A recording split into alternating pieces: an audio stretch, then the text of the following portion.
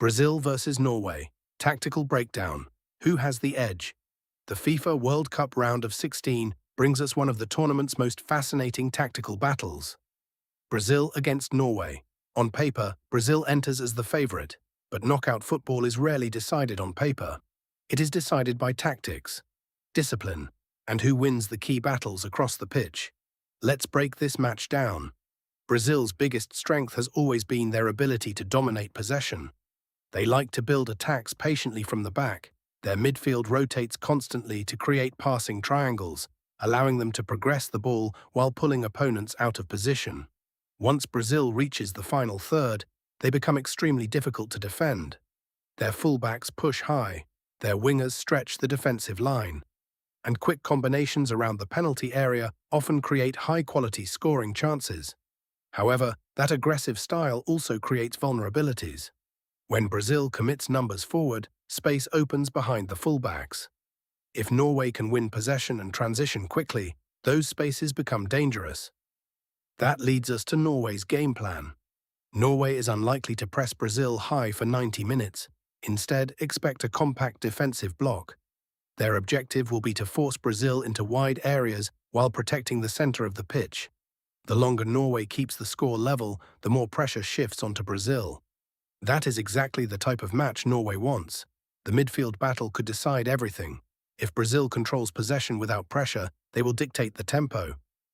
But if Norway disrupts passing lanes and forces turnovers, Brazil may struggle to create clear opportunities.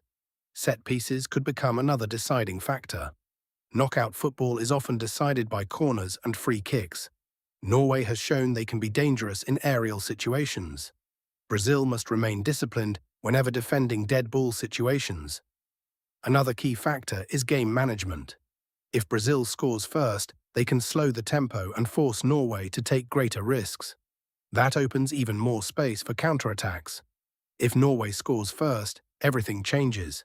Brazil would be forced to commit even more players forward, increasing the chances of defensive transitions. Statistically, Brazil has created more chances throughout the tournament. They average more possession, more progressive passes, and more shots inside the penalty area. Norway, however, has been one of the tournament's most organized defensive teams. Their defensive shape has frustrated technically stronger opponents. That makes this a fascinating tactical contest. Brazil possesses greater individual quality. Norway possesses discipline and structure. One moment of brilliance could decide this match.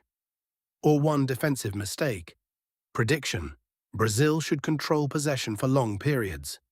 Norway will look to stay compact and capitalize on counterattacks and set pieces.